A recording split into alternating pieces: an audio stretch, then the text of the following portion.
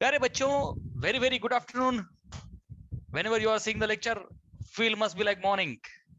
काल एक क्वेश्चन दिला होता मी होमवर्कला. Like there were two questions. Hopefully you have solved. हा एक क्वेश्चन आहे. V is equal to AT plus B upon T plus C plus V naught is a dimensionally valid equation. हे valid equation आहे, डायमेन्शनली correct equation आहे. तर बेटा आपल्याला काय बोलतायत की obtain dimensional formula for A B आणि सी. ए बी आणि सी चे डायमेन्शन्स काढायचे आपल्याला. V is the velocity, T is the time and V naught is the initial velocity. Getting ना बेटा? आणि हे आपल्याला तसंही माहितीच आहे. ठीक आहे. सो बेटा बाय प्रिन्सिपल ऑफ होमोजिनिटी, बघा बेटा लक्ष दे. Solution by the principle of homogeneity. काय सांगतो बेटा homogeneity principle? Dimension of each term in physical equation is same. The principle of homogeneity. Dimension of each term. प्रत्येक टर्मचं डायमेन्शन कसं असलं पाहिजे? Same. So Aditya you are correct. ही एक टर्म आहे, ही एक टर्म आहे, ही एक टर्म आहे आणि ही एक टर्म आहे. There are 4 terms. मग आता आपण व्हेरिएबल इथे ए आपलं याचं डायमेन्शन पाहिजे, तर त्याला मॅच करू व्ही सोबत, right? So dimensions of V must be dimensions of AT, right? So V चे dimensions must be equal to AT चे dimensions. Getting? ह्या टर्मचे डायमेन्शन इक्वल टू ह्या टर्मचे डायमेन्शन. We are interested in finding dimensions of A. बरोबर? मग पुढच्या स्टेपला बेटा मी असं लिहू का? A into T separate separate dimensions, right? मला पाहिजेत ए चे डायमेन्शन्स. मग बेटा ह्या ए च्या डायमेन्शन्सला मी असं लिहू का? Therefore it is dimensions of V upon हा जो टी आहे ही इकडे डिवाइड झाला, dimensions of T. V for velocity, बघ ना त्यांनी दिलं आपल्याला. V is velocity, this T is time आणि V not is initial velocity, right? वेलोसिटीचे डायमेन्शन्स आपल्याला माहिती आहे, मीटर पर सेकंड. सो L1 भागिले जर सेकंद वर आलं की टी बिकम्स -1 अपॉन छोटा T is also time. So टीच्या डोक्यावर 1. आणि मग ह्या ऍक्सलरेशनचे dimensions, in fact A is acceleration, फक्त त्यांनी नाव दिलेलं नाहीये. मग याचे डायमेन्शन्स काय होतील? तर L1 आणि हा जो टी आहे बघ बर का, टी ची पॉवर -1 आहे. खालचा हा जो +1 आहे तो पण वरती जाईल तर मायनस होईल. So can I say in this way -2. बच्चा हे झालं आपलं फर्स्ट आन्सर आहे की नाही? ए बी आणि सी पैकी वी आर डन विथ ए. आता विचार राहिला बी आणि सी चा. तर बेटा व्हेरी इम्पॉर्टंट थिंग, खाली टी प्लस सी आहे, खाली टी प्लस सी आहे. नेहमी लक्षात ठेवा, दोन dimensional in fact same physical quantities can only be added. हा मी स्टेटमेंट देतो. Same physical quantities can only be added किंवा सबट्रॅक्टेड. बेटा ऍडेड किंवा सबट्रॅक्टेड. सेम फिजिकल क्वांटिटीज असतील तर तुम्ही त्यांना ऍड करू शकता, सबट्रॅक्ट करू शकता. म्हणजे फोर्स अँड फोर्स चालेल sir, velocity and velocity. Suppose pressure and pressure. Getting? That means physical quantities which are same त्यांनाच तुम्ही ऍड करू शकता. फोर्स सोबत फोर्सला बेरीज करा नाही तर वजाबाकी करा, वेलोसिटी सोबत वेलोसिटी बेरीज करा किंवा वजाबाकी करा, प्रेशर सोबत प्रेशर किंवा पॉवर सोबत पॉवर, दिस वे. बेटा hence same is for dimensions. Okay, this implies same case for the dimensions. Same case for dimensions. कारण की डायमेन्शन्स हे फिजिकल क्वांटिटीचेच असतात. So this is applicable for dimension as well. इथे बेरीज आहे टी प्लस सी ची, म्हणजेच dimensions of T must be dimension of C. This implies dimensions of t must be the dimensions of c. बेटा clear आहे, जे T चे dimension तेच युअर सी चे डायमेन्शन. सो बेटा टी चे डायमेन्शन काय आहे? टी तर टाइम आहे ना, येस ऑर नो? टी तर टाइम आहे, त्याला सिम्पली आपण काय लिहितो, t1, and this will be the dimension of your C. सो आपल्याला ए चं आन्सर आलं, सी चं आन्सर आलं, खाली राहिलं बी. स्क्रीनशॉट घ्या.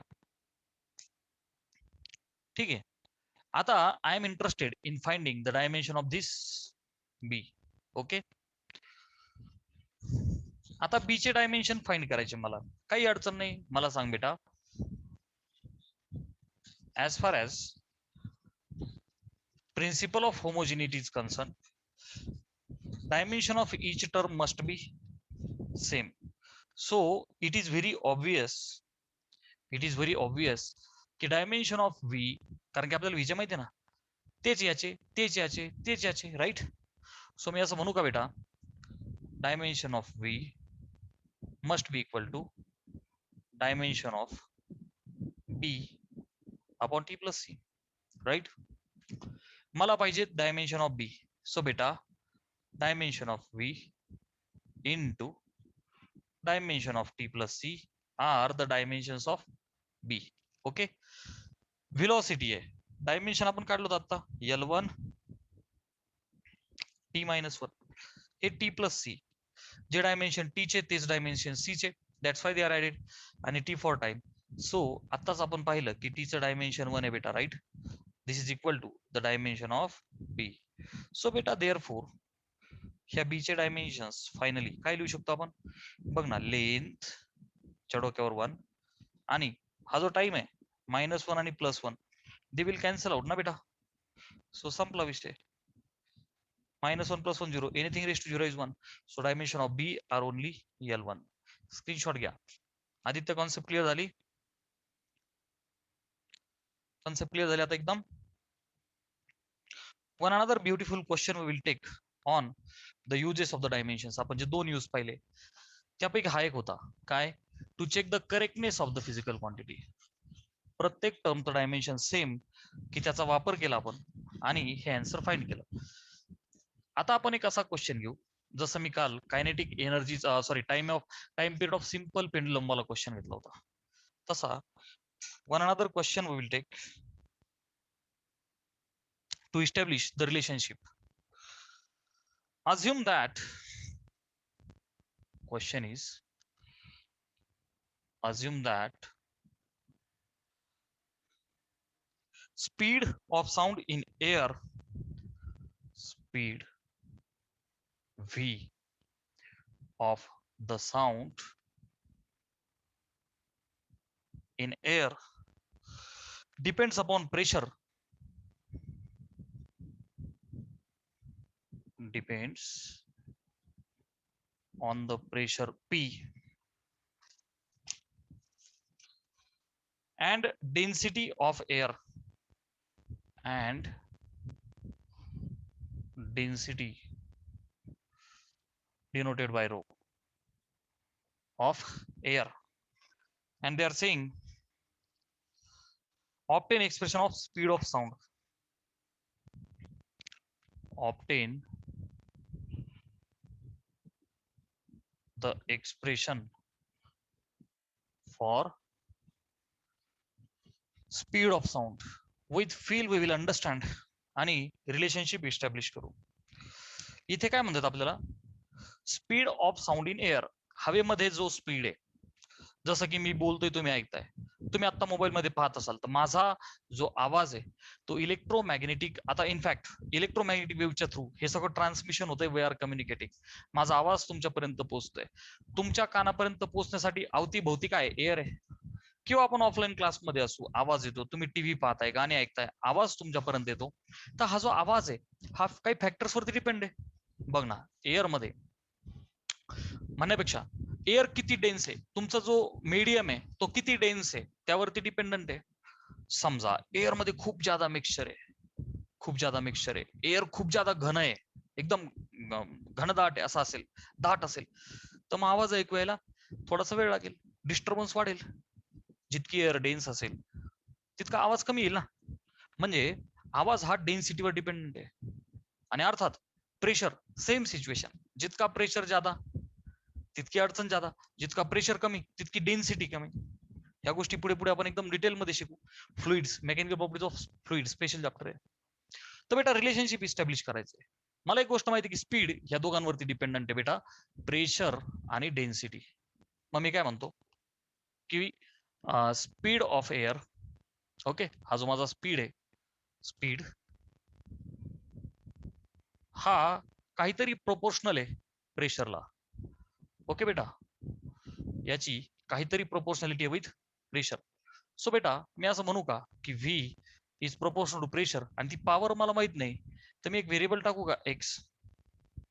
अच्छा ए टाकलं तर आपण ए बी टाकू, काय फरक नाही पडत, छोटा आहे, व्हेरिएबल आहे, आय डोंट नो आहे. बर, speed varies with density, right, density. फक्त मला प्रोपोर्शनॅलिटी माहित नाही, तर मी असं म्हणू का की व्ही इज प्रोपोर्शनल टू रोच्या डोक्यावर बी. ऍग्री? कंबाईन करू बच्चा, आपण जसं आधी केलं होतं. कंबाईन, कंबाईन केल्यावर बेटा मी असलो का V is proportional to P ची पॉवर ए आणि रो ची पॉवर बी. प्रोपोर्शनॅलिटी काढून एक कॉन्स्टंट टाकावं लागेल, वी डोंट नो, पी ची पॉवर ए आणि रो ची पॉवर बी. इथपर्यंत आलो आपण. आता काय करायचं बच्चा, पुट डायमेन्शन्स. हाच तर फायदा आहे डायमेन्शनल अनालिसिसचा, राईट. सो बेटा पुट डायमेन्शन्स. चला वेलॉसिटीचे डायमेन्शन पुट करा. मीटर पर सेकंद असते, म्हणजे L1 T-1. आता प्रॅक्टिस झाली का नाही डायमेन्शनची? बिचारा केला तर काही डायमेन्शन नाही. P for pressure, pressure is F upon A, pressure F perpendicular upon A असं म्हणायचं आहे की नाही. आणि प्रेशरचे डायमेन्शन आपण काढले होते, आठवते का? फोर्सचे पार्ट पाहिजे, L1 M1 T-2 upon area is the length square. So final answer will be L-1 M1 T-2. हे असं पटकन काढून घ्यायचं. सो बच्चा प्रेशरचे डायमेन्शन्स बघ, L-1 M1 T-2, आणि प्रेशरच्या डोक्यावर पॉवर काय ए, सो मी लिहिला ए. आता डेन्सिटी, आपण डेन्सिटीचे पण काढले होते डायमेन्शन बेटा, आठवते तुला? Density is mass upon volume. Mass आहे म्हणजे एमच्या डोक्यावर, व्हॉल्यूम म्हणजे लेंथचा क्यूब, M1 L-3. काय बेटा, M1 खालचा प्लस 3 वरती मायनस होईल. Are you understanding? Okay, mass per unit volume density. आता काय करायचं आपल्याला, हे सोडवायचे, पुसू का आता? ठीक आहे, हे रफली मी तुम्हाला करून दिलं. आता ए आणि बी च्या फक्त व्हॅल्यू काढायच्या, बस एवढंच टार्गेट आहे आपलं, सोडून त्याला घातांकाचे नियम वापरायचे. दिस इज इक्वल टू, ब्रॅकेट्स आपण मोकळे करू. सो पहिल्या ब्रॅकेट मध्ये पॉवरची पॉवर, पॉवरचा गुणाकार, so -1 into A will be minus A. एमच्या डोक्यावर 1 इंटू ए विल बी ए, टीच्या डोक्यावर -2a. प्रत्येकाला ए ने गुणला आपण, झालं. चला सेम स्टोरी, एमच्या डोक्यावर 1 इंटू बी विल बी बी, एलच्या डोक्यावर -3b, झालं. आता बघ पुन्हा इथे एक एल आहे, इथे एक एल आहे, गुणाकार आहे, पॉवरची काय होईल, ऍडिशन. सो बच्चा मी याला असं लिहू का, लेंथच्या डोक्यावर हा मायनस आहे आणि तिकडं -3b, झालं. हा जो माझा मास आहे एम च्या डोक्यावर A plus B, getting. T बिचारा तसाच राहील, कारण टी एकटाच आहे. Very simple indices rule we have used. डावीकडे L1 आहे, टी -1 आहे, LHS आणि RHS. आता आपण काय करू शकतो, मॅच करू शकतो, राईट. Equate dimensions. बेटा डायमेन्शन म्हणजेच पॉवर्स, कसंही म्हणा, करा इक्वेट.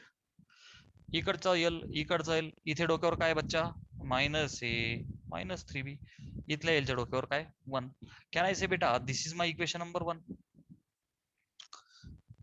इथं यम आहे पण इथं यम नाहीये, तरी पण मी यूज करू शकतो बरं का. आणि नसेल करायचं तर सोडून द्या, काही अडचण नाही. इथला टी घे, इथला टी घे. सो बेटा -2a विल बी -1. ठीक आहे, this is my equation number 2.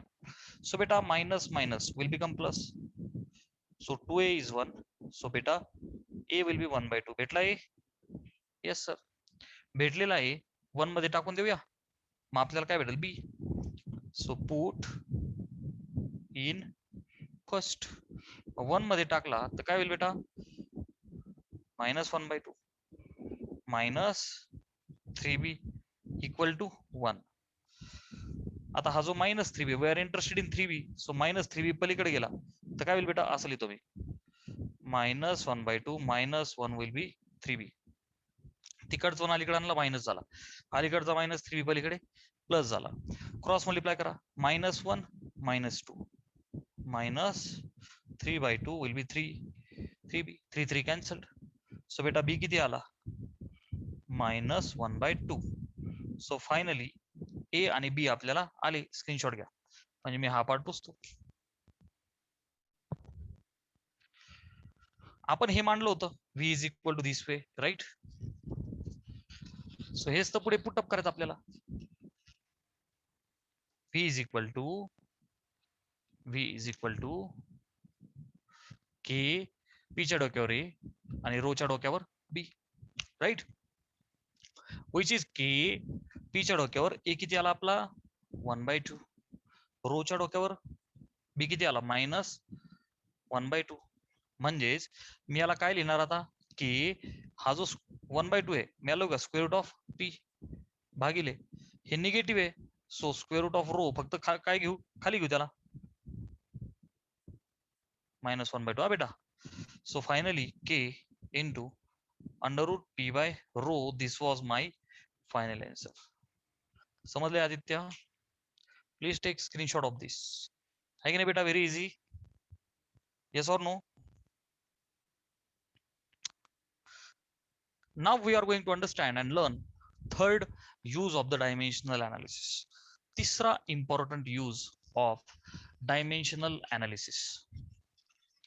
ही अशी मॅक्झिमम प्रॅक्टिस केली की बरोबर परफेक्शन येत आहे की नाही. इझी जेवढी प्रॅक्टिस होईल आदित्य आपली तितकं जबरदस्त इझी वाटायला लागेल आपल्याला, आणि मग हळूहळू आपण जे आणि नीटचे सम सुद्धा सोडू शकतो. ठीक आहे, 11वीचा जो सिलेबस आहे ना त्यावरती डायरेक्टली जे आणि नीटचे सम येत नाही, ते मिक्सचर करून विचारतात. 1 1 2 2 चॅप्टर मिक्स करून विचारत असतात. सो आपला बेस एकदम क्लिअर पाहिजे.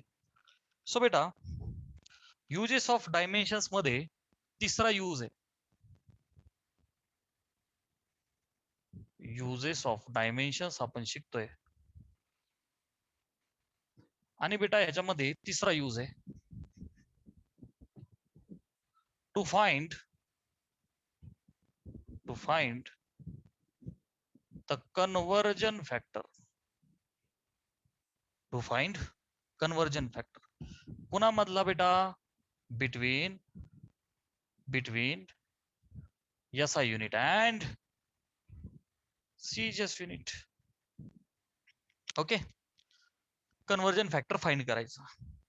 तर बेटा एक्झाम्पल, फॉर एक्झाम्पल फर्स्ट मी 2 एक्झाम्पल घेतो. फोर्स आहे, SI unit of the force is newton, CGS unit of the force is dyne, and we are interested to find the conversion factor, right? For example, पहिलं घेऊया आपण force. Okay, so SI unit is equal to, बघा बेटा लक्ष दे, SI unit is काहीतरी पटीत CGS unit. Clear आहे बच्चा?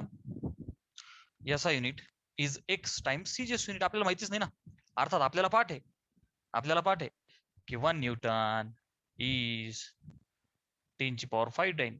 आता हे पाठ असलं पाहिजे, आपण हे प्रूव्ह करू. ओके, सो बेटा SI unit is x times CGS unit. आता हे जे SI युनिट आहे तर बेटा आपल्याला जे फोर्सचे डायमेन्शन्स आहेत हे माहिती आहेत. काय आहेत? L1 m1 t-2 l1 m1 t-2 पाठ पाहिजे ते. तर हे जे SI वाले आहेत तर त्यांना सफिक्स आपण 1 लावू. काय लावू? 1 x टाइम्स सीजीएस युनिट आहे. सो हे बघ l1 m1 t-2 लिहायचं आणि सफिक्स काय लावायचं यांना 2. कळलं? इथं तुला कळण्यासाठी मी मुद्दाम लिहितो. हे जे सफिक्स 1 आहे हे कशासाठी बेटा? SI साठी. ओके. आणि सफिक्स 2 कोणासाठी आहे? सीजीएस साठी. झालं? काढायचा आहे कोण? x. मग बेटा हा जो x आहे इज इक्वल टू, आता ही टर्म इथं खाली काय होईल? डिवाइड. चल तरी पण एक स्टेप आपण वाढू बरं का. हे बघ ही टर्म भागिले हे डायमेन्शनच्या खाली येतील ना, आहे की नाही? त्या प्रत्येकाला सफिक्स काय लावायचा? 2. ऍग्री? चला आता बेसिक इंडेक्सचा रूल, घातांकाचा नियम. वरती पण येले खाली पण येले, आहे का नाही बेटा? आणि दोघांची पॉवर सेम आहे तर मी त्याला रेशो लिहू शकतो ना, L1 भागिले L2 च्या डोक्यावर 1. इथं बघ M1 भागिले M2 च्या डोक्यावर 1 आणि T1 अपॉन T2 च्या डोक्यावर -2. तिघांचा रेशो लिहू शकतो मी घातांकाच्या रूल्स नुसार. L1 सफिक्स 1 SI साठी आहे. SI युनिट मध्ये लेंथ कशी मोजली जाते? मीटर मध्ये. सो बेटा मी याला असं म्हणू का? मीटर.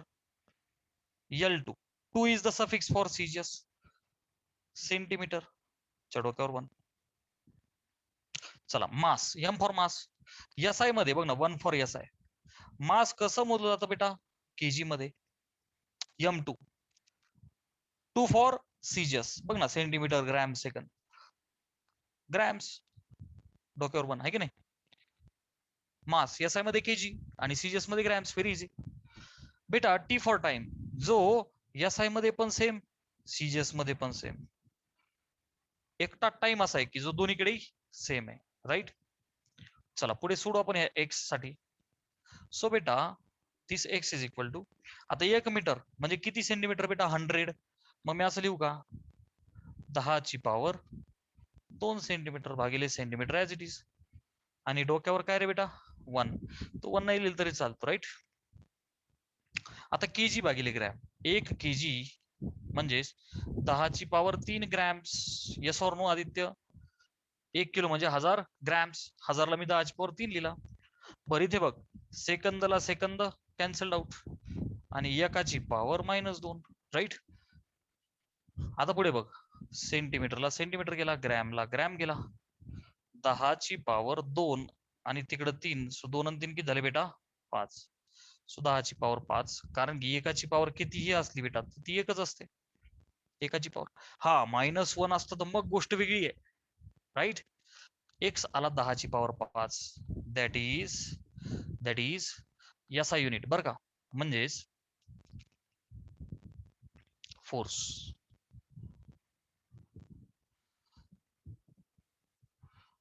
बघ बर का बेटा, 1 newton is equal to what? X time. हा एक्स आला म्हणजे मी असं म्हणू का 1 न्यूटन किती आला? X 10⁻5 time. जे आपण प्रूव्ह केलं आणि आपल्याला पाठ पण असायला पाहिजे. स्क्रीनशॉट घ्या. मग आता आदित्य 1-2 उदाहरणं अशी दिली तर मग आता घरी जमेल का नाही करायला? जमल का नाही? डन. ठीक आहे. सो याच्यावरचा होमवर्क मी आज देतो. गेटिंग?